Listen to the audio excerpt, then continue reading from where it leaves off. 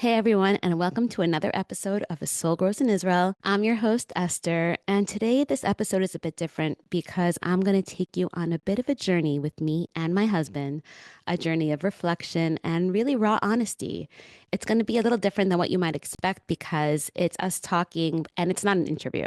It's just moments of us just opening up and speaking in the stream of consciousness as we would regularly, and you get to peek in. When you're in a relationship for a long time, you start to see things in a different way. There's this moment when you realize you're not just growing together with the other person, you're growing as individuals too. And sometimes that growth is messy, sometimes it's beautiful, and sometimes it's hard to even recognize. I've been with my husband for years, and looking back on it, there's a lot we've been through. And honestly, sometimes the hardest moments have been the most beautiful because relationships are never perfect. They're filled with moments of joy and they're also filled with challenges that will test you and push you and hopefully not break you. But Leonard Cohen says the cracks, right? They're there so the light gets in. So sometimes even a temporary break and hopefully everything heals stronger than before. And while it's easy to talk about the good moments and the milestones and the happy memories, the travels, today I wanted to just not be sad or depressing. Today I want it to just be like raw, like how do people communicate? How do they dissect their reactions to things? And to keep it unexpected, just so you can kind of come with us on this ride. The thing is, when we first got together, I think we both had an idea maybe of what relationships look like. Generally, whenever I had an idea of what things should look like, I've noticed I've been wrong. This is what a holy person looks like. This is what spirituality sounds like. This is how a husband should be. All of those shoulds and rules, it's like, who says, you know? And I've been sort of self-correcting all those assumptions over the years. And that's kind of why I love getting older. I really do enjoy that journey as I get older because I have a much stronger sense of the I don't knows. And I find that to be very liberating. And then I'm always ready for a surprise. I'm always curious to see, well, let's see, world. How are you going to sort of shake me this time in the best of ways? And through those types of experiences, you know, yeah, you're challenged, but specifically in a relationship, you realize as long as you want, I think, the best for the relationship and for each other, almost everything is salvageable. And when I do look back, I see that those specific challenges is where the real magic happens. And it doesn't always feel magical in the moment. It's usually the last thing you want to deal with, but those moments or those arguments or frustrations, maybe sometimes those moments are the ones that push you to understand yourself and each other much more deeply. And look, we're human. We want to be spared suffering all the time. And yet, when you look back, you can sort of identify the moments and say, oh my gosh, that's literally where I changed the way I see the world. Or that's how I finally let go of that specific behavior. It's usually through those forks in the road that feel a bit tight. And then you ask yourselves questions when you're together, like how do I react when I feel vulnerable? Why do I think I'm being attacked if I'm not? How do I argue? Does it get ugly? And if so, how do I apologize? And the relationship is a mirror. They reflect not just the other person, but you. It reflects your own fears and insecurities, your strengths. And the more I've looked into that mirror, the more I've seen parts of myself that I really wasn't sure they existed. And sometimes it's uncomfortable, and sometimes it's quite enlightening. It's an education, and it gives you the space to grow and to heal. And I really think that's the job of us in this world. I think it's to sort of heal and learn how to love and to learn how to be compassionate to other people, but mostly to ourselves. I'm also going to talk about our travels. And it's not that we travel all the time, but I think we both really love it when we get to. And we put a huge significance on making time, whether it's a day off travel, like a daytime trip to the Shuk or an actual trip to Europe or the States or whatever it is. What can we do that sort of checks the boxes of both of us? And when you enjoy traveling, you might not necessarily enjoy doing the same things, but I think we're open to experience life through the other one's eyes. And that's been really, really fun for me, especially as the children get older. So I guess today I want to share this with you because I think we often forget that relationships really are a journey and they're not static, they're fluid. They evolve and they require work, patience, and definitely a lot of grace. And I also want to remind you that you guys aren't alone in this. So, whether you're in a long term relationship or just navigating life's ups and downs with family members or friends or spouses, it's really okay for things to not be perfect. And it's definitely okay not to have all the answers. But you keep showing up to each other, hopefully in the rawest way possible. So I'm so grateful to have you here listening. So many of you wrote to me on Instagram when I said, guys, what should we speak about next? And relationships was the overwhelming topic. So it's not like we go deep into relationships here, but I think just by listening to two people converse and talk, you learn a lot. So I hope this reflection gives you guys something to think about in your own relationships. And I really thank you for being here, and I'm excited to share with you. So without further ado, enjoy the episode. A Soul Grows in Israel, a podcast where we ask the questions about ancient Jewish wisdom, modern life, and everything in between. So let's ask, let's have fun, and let's grow together.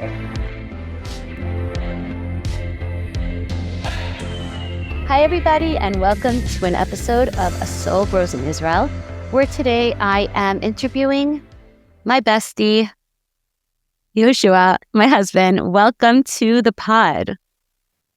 Hi. I have a million questions for you, but first I just want to acknowledge how I can imagine how many other things you'd prefer to be doing. And I want to thank you for supporting me in this, but agreeing to come on here, which I know is against your nature. You're welcome. You're welcome. Okay. So I want to first acknowledge our shared background. We both come from similar yet slightly different worlds. But when it comes to the Jewish world, I'd say we come from quite a similar background, which leads to a lot of common understandings. And there's an expression called Hamed bin Yavin, which means if someone's listening to a conversation, they'll get the nuances because that's the world they come from. Yeah. So before we get into our common ground, I had some questions for you. So buckle up. Okay. Before we get to it, do you remember your first impression of me? Remember the first impression, I was sitting in a bungalow and this small room with a bunch of beds because like you had a couple, each Living couple would have space. a bedroom or two, or maybe one or two, and then there was more space needed. So at night, they would open, like the people's beds would become, I don't know. So I was sitting there and then I remember you walking in. I do remember you walking in. Absolutely. So what do you want me to try and define what I felt about you or what? What sticks out as your first impression? Just that you're pretty. Of course. You looked cool also. You weren't like made up and stuff like that. No, I wasn't. I still don't, but yeah, you were looking very natural, but really pretty. Oh, thank you. Really fun. Yes. I'm going to tell you my first impression of you. I remember my first impression of you was that I thought you were extremely respectful of women. I remember thinking that. You were very friendly. I was around a lot of guys who either ignored what the girl was saying or focused to a point where it was way too much and uncomfortable. I thought you were natural next to me, the way you'd act next to a guy friend. I still think you're that way around women today. You're just very normal about things. And maybe from our community, I just felt very at ease and safe. That was the first impression. And I remember you being hilariously funny. We were cracking up from you. And obviously, I thought you were handsome. But the first thing that really stayed was the sense of humor and ease that I had being near you.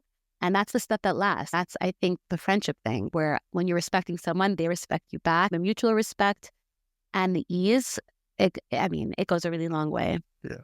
That's close. Yeah. But I would say that it's possible for, in other words, if there are young people that have a relationship that feels that way, and then it's possible for it to not feel that way, and then it will come back. There's no rules, right? I just think it's really good it's nice to know that you guys have something that's real.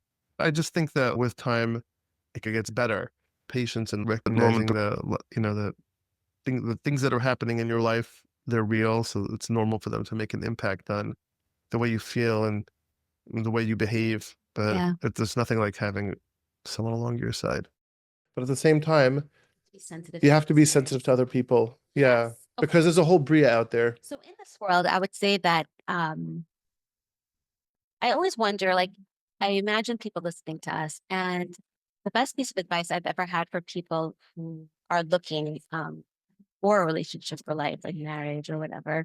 My favorite thing about us is that we were best friends first. And so that continues regardless what life brings. So to me, I think like it doesn't mean you have a lot in common. It almost means you just really get the along. best friends first is true, but we never knew that best friends could be such good best friends. I would say that. I really believe that. I didn't know either because you don't know till you know, or as people say, you don't know what you don't know. Right. We're just very young. Right. We're very young with very few experiences and accumulated experiences. In our case, I think getting married young was fantastic. I was just talking to someone yesterday who was really concerned because her kids are young. And she's like, whatever. And they're really ready for marriage and they're so not ready. And I was like, I don't think you're ready. You just kind of jump in. It's like you're not really ready for kids. I agree. I mean, it's a thing. I think generally speaking, it's a truism. I know that if someone goes and becomes a childhood psychologist, I would say that it would be helpful if they became a childhood psychologist and then decided to raise children. But for a regular person who's going about their life doing things that aren't particularly tailored to relationships and childbearing, like the earlier the better. I mean, it's like anything that you gain experience in building. Yeah. You're only going to gain experience in building it if you're building it. Yeah, it's like funny because let's just say I decide, I'm really not ready. I want to give it, another 3 years till we get married. Obviously, that's not done in the world we come from, but let's just pretend. What would you be doing in those 3 years? Exactly. Would I become more ready? No, I'd become something else or good at something else. But in Right. terms of relationships, I wouldn't be better at that. Right. So I think what you're saying is so true. And I think that if I can turn a question on you, like, would it have been better to have, this custom in with Orthodox Jews that you have like kala classes, chassan classes, which basically means bride and groom classes, which don't really give you a tremendous amount of relationship advice and intuition. So yeah, I guess my question is, do you think, knowing what you know now that you're like a college teacher and we're married for a quarter of a century,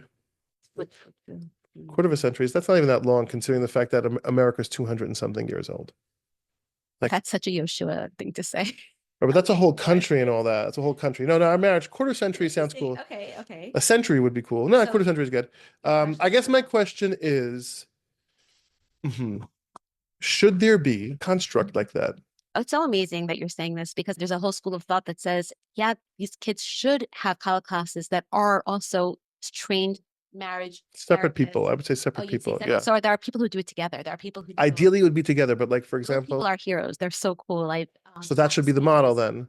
I think it should be the model. But you know what? There's a lot of no hate out there. There's a lot of psychologists who just, it's a lot of people say that, there's this whole thing. It's not about psychology. I spoke to a friend of mine who was recently had a negotiation for some kind of large stakes. And he went and he spoke to a friend of his who's a lawyer and he does a lot of resolution of arguments, like what's it called? Mediation. And he also teaches at the university about how to negotiate. So he gave my friend some pointers that are statistically accepted ways of approaching a negotiation that will work in your favor. For example, let other people speak. Let them speak, let them say what they want. Be listening. You're only going to learn when you're listening. So those kind of general pointers, which statistically work, like in human interaction. Those you're saying, you don't have to be a naturalist. They are learned skills that take time to learn. So if someone can give you pointers, like general pointers about how to interact with another human being in conflict resolution, like you're in a relationship, so you have to build a consensus over something as small as, what are we going to do this afternoon when we have a day off? Or where are we going to go? You may want to go to the mall, or I may want to go to the mall. You may want to go to the beach. That is how to build consensus and also how to potentially avoid a conflict. So I think that listen up, world, not you. Okay. I don't want to say you. I would prefer if you were handy and like available to me. Like I don't need you to be doing anything additional, basically. But just the idea of like someone out there coming up with this. With what? Practical, impossible, hashkafically impossible. So it has to be like uniformly available and useful to every sect in Judaism. Marriage advice for Jews. Yeah, my question is, when you go to different sects of Judaism, yeah, there's universal truths, but you have to be aware of who you're speaking to. And the education and background of different kinds of Jewish people are very important. So if someone's super sheltered and they get married, there's going to be different advice and different issues that come up versus someone who's like living with their boyfriend for 2 years. I agree. That should be part of the education.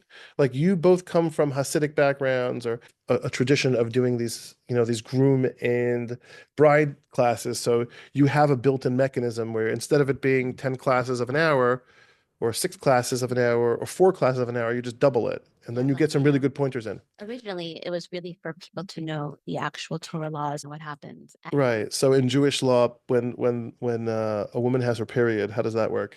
What happens? Oh, you want me to explain Yeah, it? for the Okay. audience. Not everyone knows about how this works. We're gonna have some episodes that go into a lot of detail, but just roughly speaking, Yeah. you figure there's at least, if you're an Ashkenaz Jew, you have 5 + 7 days. That's 12 days where you are not intimately touching.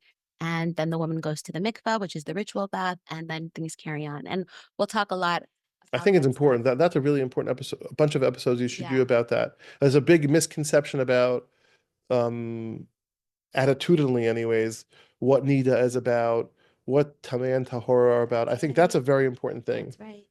Not for women only, but for just for me, for like me to understand what is Kedusha. Because if it's Tahor to you, that means to have to look at, if you are Tahor to me at certain points, that means what does Tahara mean? It's important to understand. I'd like to know. I don't know, You actually. bring up a really good point because so many of these classes that we're going to have together are going to be about the root word in Hebrew and how it gets mistranslated. Which classes? We're doing classes? Well, I wouldn't call them classes. The episodes that I have. Them as classes? No, It's a class. It's a class of yours. You're teaching yourself. Yeah, like if I do a solo episode, there's a lecture kind of vibe going on. You've taught yourself something, and now you're giving over what you've learned by thinking about it. I'm just always the messenger here, to be honest with you. Like, I You're can just a add my tool of flavor. God. Sorry. So what I'm about to say might sound like it, but disclaimer. Okay, if someone gives you a compliment, there's the ability to feel really good. And if someone insults you, there's the ability to feel really bad. When it comes to this podcast, there's like a degree of separation. So if someone tells me, wow, I just heard it, I loved it, it sort of like goes right through me. It's so obvious that I'm not doing, I know it sounds straight, but I don't feel like me. I feel like what's going on here is I'm trying to do something because I think I'm supposed to. And because of that, it's like, okay, if it comes out well, that's literally what God wanted to happen. Very interesting. I will say that when I hear you say that, I get a little uncomfortable. Yeah, it's an uncomfortable thing for me to say. Because it's like, it makes me feel like you think like you're like not better than me, but more informed in your task than I am. No, it's not about a competition. No, I'm just making an observation about how I reacted to it. But also I'm wondering if that makes your listeners feel like, no, I don't want that. No, that's what I'm saying. Is that just me? Here's what I think. I think that you're just more honest about your judgments. I think you might even think that you're a worse person than other people, when in reality, you're just voicing what you think and people kind of don't. You're just more transparent as a person, even to yourself.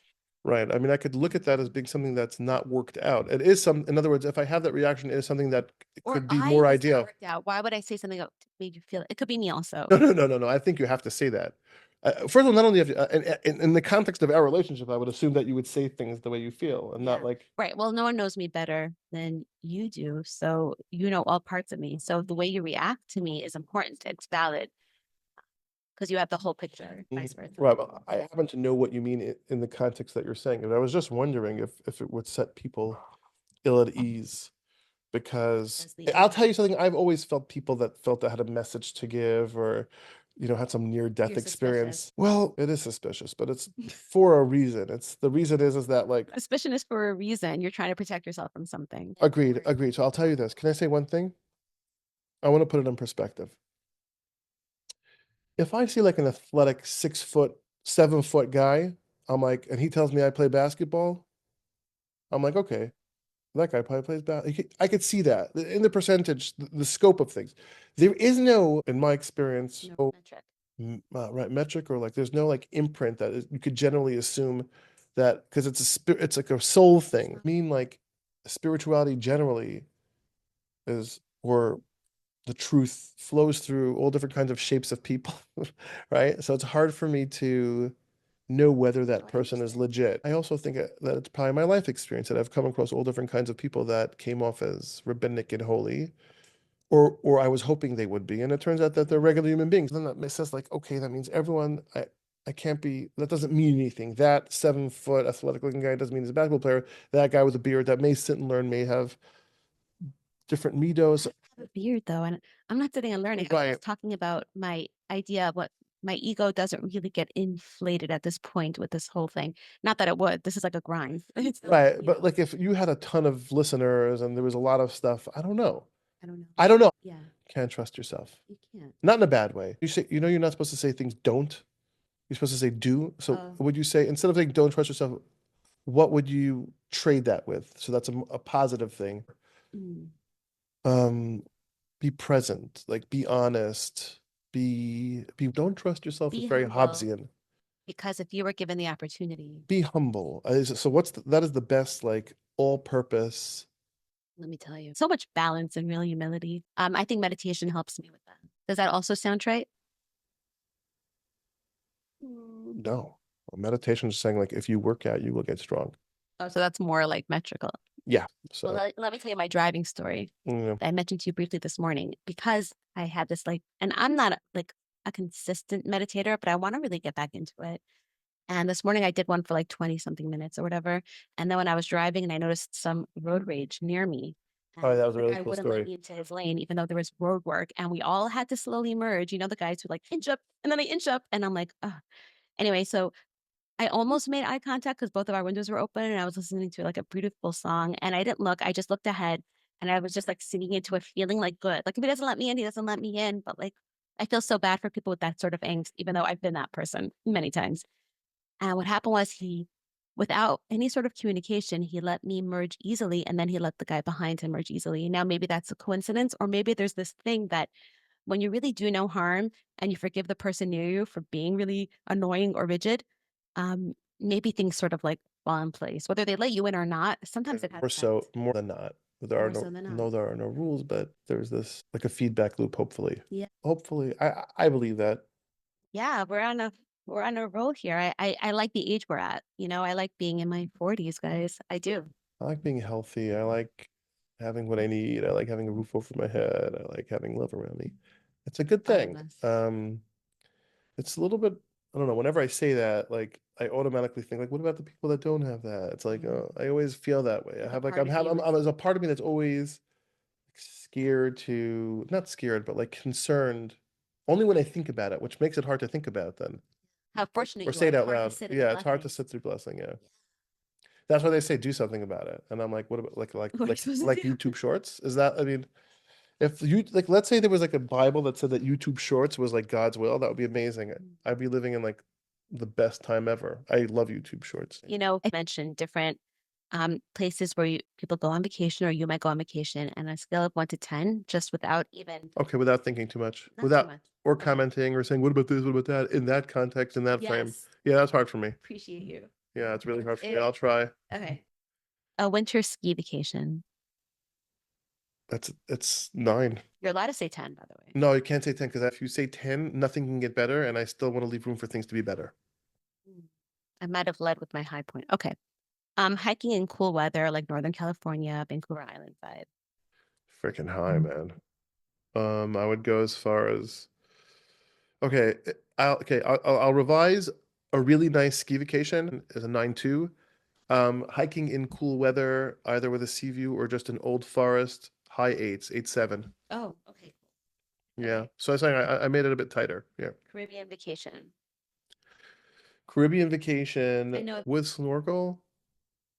Ooh, it's so good. 9. It's really higher than the I want hiking. to Yeah, it's higher than the clarify. hiking. Because I know you like it better, I think, When you also. said winter ski vacation, you said a really nice ski vacation. I don't think you meant like 5 star spending on a It's not boat. 5 star. So explain. I mean a place where we all have room to sleep. We have beds. Yeah, yeah. So we've Beds been in to the snow. places where like ordered a Airbnb, and I'm not a small person, so we get there and the bed is right around, a little bit wider than my shoulders, and then it's supposed to be You're a not asking double. for much, by the way. No, that's right. Big bed, It's not about right? luxury. It's not okay. It has to have enough beds for us to sleep in, Uh-huh. and to get to the apartment, you don't have to climb up a steep ice embankment. Where did I sleep last ski vacation? Do you recall? You slept on the couch, I slept on the couch. but it was a sofa bed. It was a sofa futon. It's like, when you get to a place and a place where you're supposed to have two human beings and it looks like barely one person can fit on that mattress. Like I wasn't Yeah. having it and I was quite comfortable on that It's couch. like a European double, The basically. first night I felt bad for myself, but then You it was did? nice. That first night when I was making that couch on vacation, exhausted from the 3 hour drive and the flight, I was like, this is where I am right now. But your bed was so much cozier than mine. Yeah. And then I grew to love it. That couch Yeah. worked. And During you the were day, it under was a the eaves of couch. the attic. Yeah. Tiny little apartment we stayed at. It was tiny, but it was sweet. Okay. Yeah. Vacation Well, the in kids. like a Greek sort of vacation. I've never done it. I would Santorini. say that's okay. That's with water views, no direct beach access with the pool. Very, very hot outside. 8-1. Italy vacation. I've only done these bougie ones, to be honest with you. So I would rate it between 8.1 and 8.7, so like an 8.4. I don't like when it's super fancy and there's people walking around with loafers with like the no socks thing, and I can't do it really. I like it. Hold on a second. I do like it. They're wonderful people. So then why don't I like it? That's Why don't not. you like it? Why don't I like it? Right. It's not Does it that feel tense they for you? love it. I feel like it's tense for them and it rubs off on you, maybe. Right. Right. When I'm around people that it seems like they're gesticulating, it makes me uncomfortable. You guys know what an empath is. If you don't, an empath is someone who's really taking in all the feedback of the emotions around them. Perceived feedback. It's Right. my How feed. you have It's my perceived it perception. there. Yeah. Yeah. So I think that's what you do. And therefore, you need to be around really laid back, easy people because that's the vibe I think you're looking for yourself. You want to feel laid back and no I think a pressure. lot of people that dress like that are laid back, and they're very comfortable in that skin. And if they were to dress anything less than that, it would make them. Not everyone doing that is aspiring. Okay, but you have that It's not even reaction aspiration, but because like you've met trying. maybe Mm. a majority of people who are dressing a certain way on these vacations, at least maybe I you haven't even felt met that. them. I never spoke to them. I'll be honest. I'm just I being think it's a honest fair about it. assumption though that, if you go someplace and it's like overly fancy and all of a sudden you're on an island and they have like a Gucci store and yachts and people walking around, it is less laid back for all I intents and know, I purposes. It know, is. I know. I just feel like saying that's a bit. You're not I'm not being a hater. I'm just saying I don't have a real understanding of what's going on in that whole culture down to the nitty-gritty. And I would feel hard pressed to say that it's better or worse. It puts me on edge, maybe because of some kind of ignorance. Well, we went away 2 weeks ago to this like really nice Shabbaton on the Kinneret with a bunch of families in our community. Um, and the place, we didn't even notice that the place was obviously not fancy. They're little huts on the Kinneret. We had the best time because the people around us were not only so laid back, they were filled with like this good spirit, this good ruach of inclusivity and ahava and Torah. And it was such a nice experience that it didn't matter if people would have been wearing, loafers or not. I don't think it's about the dress. I Oh, that's think very you're true. you're That's a vibing on a great point. spirit. Yeah, that's a great point. Okay, I hear what you're saying. Doing something. I think that you should go with it without judging anyone. Should just be like, oh, like Capri, which is this beautiful island in Italy off the Amalfi Coast. I hear what you're saying. There's part of it that's really highly, I guess, luxurious, which is fine, but it's crowded with the same kind of person the whole time, and We everyone's don't know dressed what those up. people are like. We only know about the people that we know about. I can't explain it. Observing. I don't know what anyone's like, but when I observe behaviors, when I walk by a restaurant and I see there's something that I'm feeling, and amongst those people, there's like a 10% of awesome people, but the 90% is quite. So I hear what you're saying in that way, Yeah. but if you like, you could also tell a different story. That's all. Yeah, for sure. Yeah. Yeah, but I think there's something about being genuine with yourself. Oh, I feel uncomfortable here. There's Yeah, something wrong with me. I Oh, there's agree. nothing Yeah, good yeah. I here. have to let myself be me. I agree. It's not good People for should let me. themselves be themselves. When we were in Northern California this summer, it sounds like you guys, we travel a ton. It's just spread out. And Baruch Hashem, we have the ability to, and we have older kids now. So we Our do kids are do older. that once in a blue. Yeah. Yeah. But when we were in this like Northern California, we were literally dressed in hiking boots. I didn't see anyone around me with even a stitch of makeup. Like it was so it wasn't even crunchy. It was just so part of like ease, so much nature and driving and beauty. It's just a costume on some level, isn't it? Like when you go have when people go out, like in Amalfi or in that place Capri, and they go to that square where everyone's eating ice cream and sitting around and drinking those different things, and Sounds real good. then people dress. It's like a costume that they wear when they do that event. I guess on vacation I like to chill. I don't know. Right. I also do costume, which means I care, Mhm. about what I wear, and I hope it's not too much. But I care that I come off laid back, actually. So it's the same thing. Okay. So that's like effortless chic. That's something Effortless chic. else. Okay, fine. That's a whole different vibe, but I Okay. hear you. You don't like that people are putting effort into it. Yeah, I don't want it to look like okay. Dubai. Yeah. Dubai. I will say We've never been. I've never been there, um, but I have an incredible amount of gratitude and openness to only positivity towards this country and towards this region in the world and this group of people that for decades had an entrenched belief and policy of enmity towards my country, the country I should live, which is Israel, and that has turned a corner and changed their attitude, and so have we, right? So when I hear Dubai, I only have positive vibes, like incredible positive vibes, which make me want to visit the place and make me want to shake people's hands and look into their eyes and relate to them. So that's the way I feel about a place. To me, it's almost a pilgrimage versus a vacation location. Fair. Um, Yeah. I love the way you phrase that.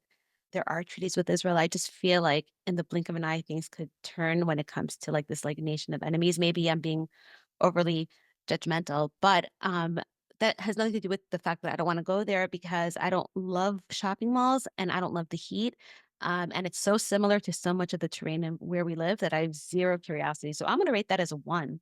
No, I'm going to rate that as a Oh, you're three. asking for a rating? So I would put my rating up there as like a high eight. Yeah, I hear And the only thing that I would say, I understand your perspective about like your concern, but if you go onto YouTube, for example, I watched like a short video on the history of Scotland, and there were all these periods of time where there were very substantial like wars between the locals, the local tribes, and then between um, you know, eventually England formed itself into being England, and then they fought with the Scottish. There was a peace treaty between, that resulted in the marriage between the son of the King of Scotland. He was married off to the daughter of Holland, the Dutch princess, and then they got some kind of concession.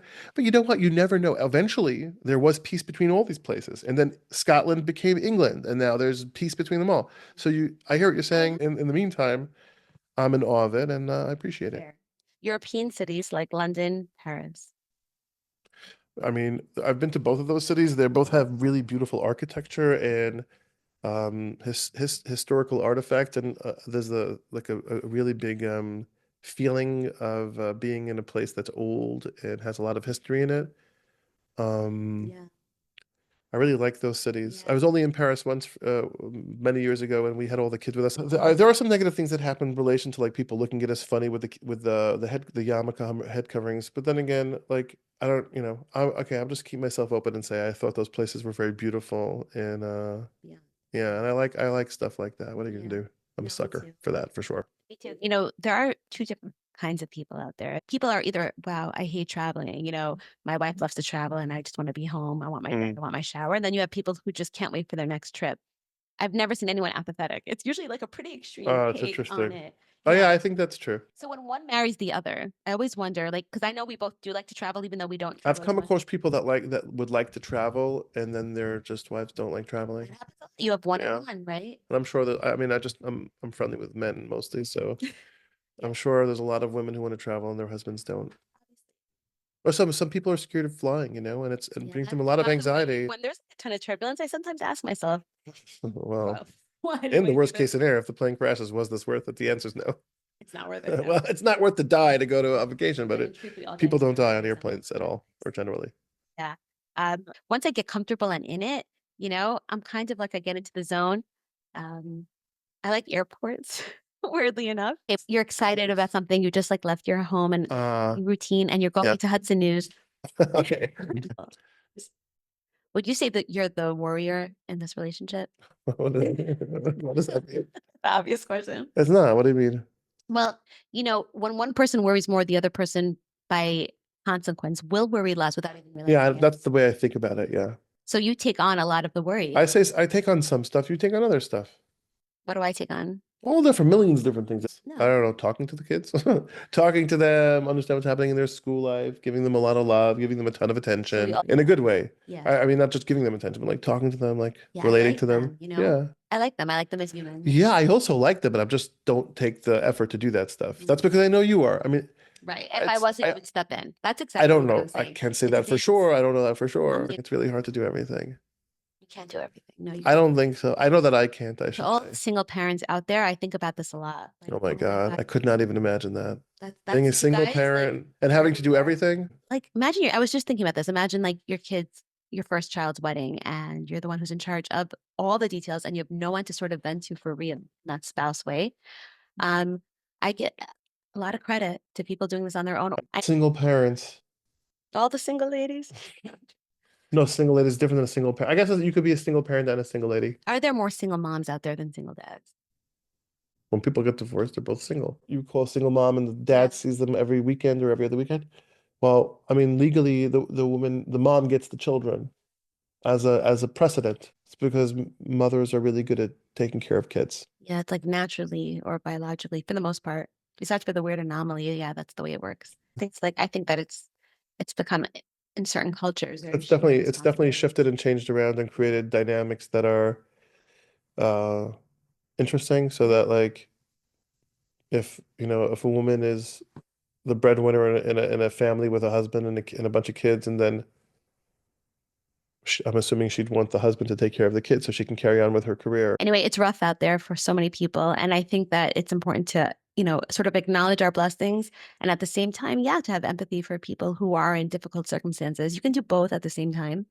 Yeah, There's one person I know specifically who will send a status like, it's hard enough being a single mom. Imagine being a single mom and taking food out of the shopping cart, right.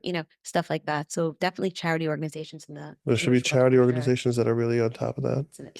And all it takes is one person who went through that to start a charity and, Yeah. Or someone who just cares. what I told you, Tiffany Haddish, the comedian, Yeah, sure.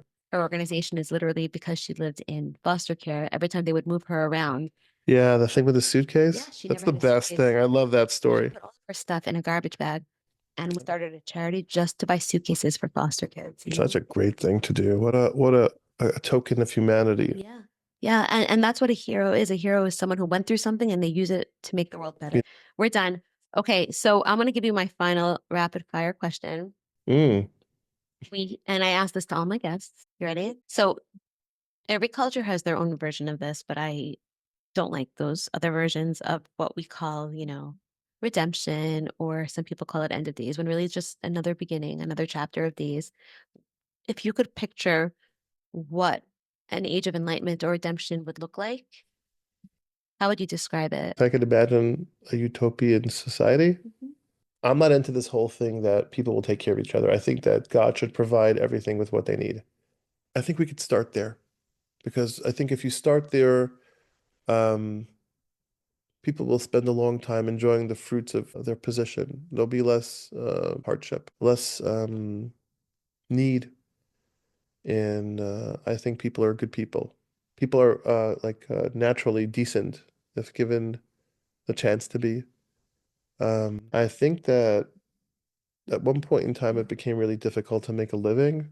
We all know when I think that was. Adam Harishon. Right. And that was like a fundamental change in the intention that God had, which is what I'm suggesting You want to God go go back to back Eden to. Eden, basically. You want to I go want to back to go the back to garden. call it what you want. I want it to go back to the way God wanted to I do it think at the there's outset.